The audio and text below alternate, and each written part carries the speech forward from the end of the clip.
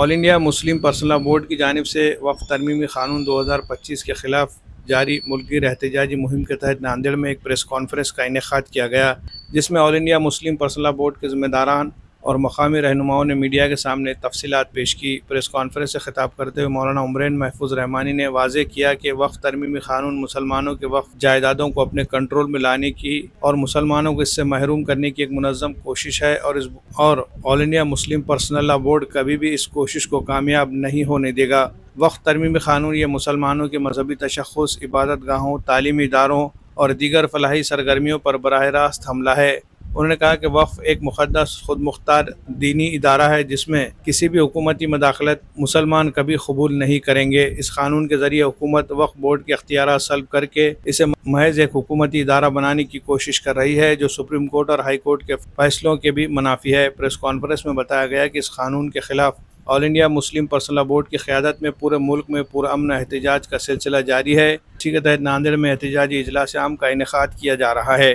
Press conference کے دوران صحافیوں کی جانب سے پوچھے گئے مختلف سوالات کے بھی بورڈ کے ذمہ داران نے اطمینان بخش جوابات دیے۔ پریس کانفرنس میں اختتام پر منتظمین نے اس عزم کا اظہار کیا کہ جب تک یہ کالا قانون واپس نہیں لیا جاتا، احتجاج کا سلسلہ جاری رہے گا اور وقف کی خود مختاری و اقلیتوں کے آئینی حقوق کا تحفظ ہر سطح پر کیا جائے گا۔ Bureau report MCN Urdu news.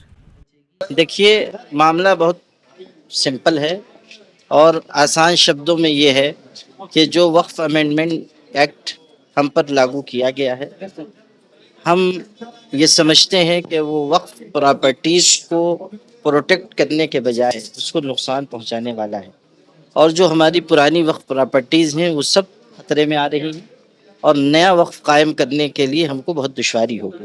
اس میں یہ بات ہے کہ 5 سال کا پریکٹسنگ مسلمان ہونا ضروری ہے وقف کرنے کے لیے۔ اسی طرح وقف بائی یوزر کو غیر معتبر قرار دیا جا رہا ہے، اور اس میں ایسے امینڈمنٹ کیے گئے ہیں کہ جس کی وجہ سے آنے والے دنوں میں وقف پراپرٹیز کا ستیہ ناش ہونے کا ابھی اندیشہ ہے۔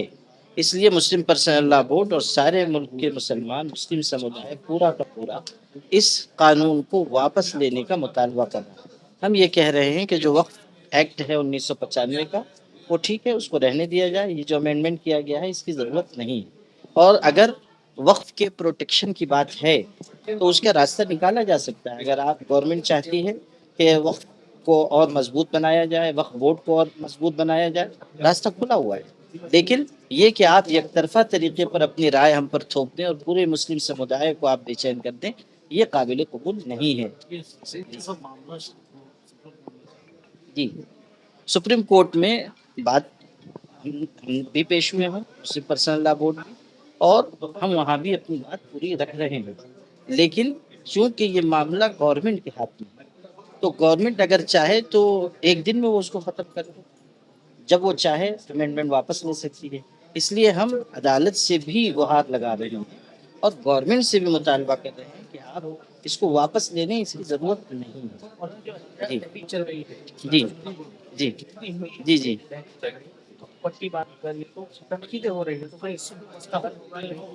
دیکھیے، بات کیا ہے کہ جمہوریت میں اٹھے ہاتھوں کی قیمت ہوتی ہے، گرے ہاتھوں کی قیمت نہیں ہوتی۔ اگر ہم کسی بھی رائج طریقے سے احتجاج درج کرا رہے ہیں تو آپ یہ نہیں کہہ سکتے ہیں کہ وہ مؤثر نہیں ہو رہا ہے۔ اور اگر 10 20 25 50 لوگ سوشل میڈیا پر کوئی بات لکھتے ہیں تو وہ پوری مسلم سمودائے کی رائے نہیں ہے۔ لاکھوں لوگ جمع ہو رہے ہیں، ہمارے ساتھ احتجاج کر رہے ہیں، وہ سب سمجھ رہے ہیں کہ یہ احتجاج کے طریقے ہیں اور کہیں نہ کہیں اثر انداز ہوتے ہیں، اور اس کا اثر اس سے بھی آپ محسوس کریں کہ ادھر سے ری ایکشن بھی آ رہا ہے۔ اگر اثر نہیں ہو رہا ہے تو ری ایکٹ کیوں کیا جا رہا ہے؟ 13 جولائی کے بعد کیا کرنا ہے؟ اب تو وہ ہم لوگ جب بیٹھیں گے، جب بات چیت ہوگی، تب ہم لوگ کوئی ایک ڈیسیژن لیں گے انشاءاللہ۔ جب تک سپریم کورٹ کا کوئی فیصلہ بھی آ جائے گا، اور ابھی ہم نے ایک اسٹیپ طے کیا تھا 13 جولائی تک، اور اس میں ہم مختلف کام کر رہے ہیں، جلسے کر رہے ہیں، تحریک چلا رہے ہیں، لوگوں کو کے اندر جاگروکتا لا رہے ہیں، ان کو بیدار کر رہے ہیں، لیکن 13 جولائی کے بعد پھر ہم بیٹھیں گے۔ مسلم پرسنل لا بورڈ اپنے سب ممبران کو پورے دیش سے بلائے گا، ساری جماعتوں کو، سنستھاؤں کو بلایا جائے گا، جو الگ الگ جماعتیں ہیں، مسلک ہیں، اور پھر ہم لوگ کوئی فیصلہ کریں گے کہ ہم کو کیا کرنا ہے۔ ویسے ہم یہ چاہیں گے کہ اس کی نوبت نہ آئے. گورنمنٹ ہمارا مطالبہ مولانا آخری سوال یہ ہے کہ سماج میں کچھ لوگ تنقید باضابطہ مسلم پرسنوں پر کر رہے ہیں، تو ان لوگوں کو آپ کیا بیان کریں؟ جو لوگ چننا چاہ رہے ہیں ان کو مورل ڈاؤن کرنے کی کوشش کریں. دیکھیے ایسا ہر جگہ ہوتا ہے، اور جب تک کوئی تنقید نہیں کی جائے گی آپ کی تحریک میں مضبوطی نہیں آئے گی. جو لوگ تنقید کرتے ہیں وہ اس تحریک کو اور بڑھاوا دے رہے ہیں، تو ہم ان کا شکریہ ادا کرتے ہیں اور یہ کہنا چاہتے ہیں کہ اس پالے میں رہنے کے بجائے اس پالے میں آ جائے. کامیابی کی بنیاد بچپن ہی سے رکھی جاتی ہے. جہاں بچے خواب دیکھتے ہیں وہیں ایک اچھا تعلیمی ادارہ ان خوابوں کو اڑان دیتا ہے. ہم بات کر رہے ہیں الرضوان پری پرائمری و ہائی اسکول کی، جو واقع ہے چیتنیہ نگر شیو روڈ ناندیڑ میں. یہاں جدید طرز تعلیم، ماہرانہ رہنمائی اور محبت بھرا ماحول فراہم کیا جاتا ہے.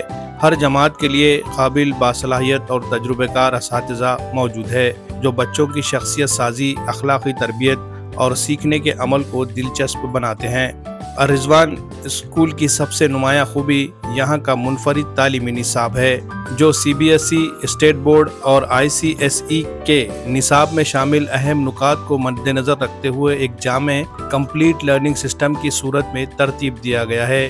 یہ ایک ایسا تعلیمی نصاب ہے جو آپ کو کہیں اور نہیں ملے گا. اس کا مقصد یہ ہے کہ ہر بچہ نہ صرف پڑھنے اور لکھنے کے قابل ہو بلکہ روانی سے بولنے بھی لگے اور اس کی شخصیت ہر پہلو سے پروان چڑھے.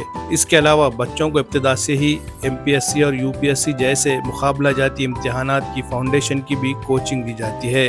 2013 سے اب تک 560 طلبہ نے 10ویں جماعت کے امتحان میں 100% اور نمایاں کامیابی حاصل کی ہے، جو اس ادارے کے معیار تعلیم کا ثبوت ہے. الرضوان انگلش اسکول کی ایک اور خاص بات یہ ہے کہ یہاں تعلیم حاصل کرنے والے طلبہ کو باہر کہیں بھی ٹیوشن لگانے کی ضرورت ہی نہیں پڑتی، کیونکہ ٹیوشن فری ماحول میں یہاں تعلیم دی جاتی ہے. نئے تعلیمی سال کے لیے داخلے جاری ہے، نشستیں محدود ہے، اس لیے جلدی کیجیے. مزید تفصیلات کے لیے رابطے کا پتہ: الرضوان پری پرائمری و high school, Chaitanya Nagar Shiv road Nanded.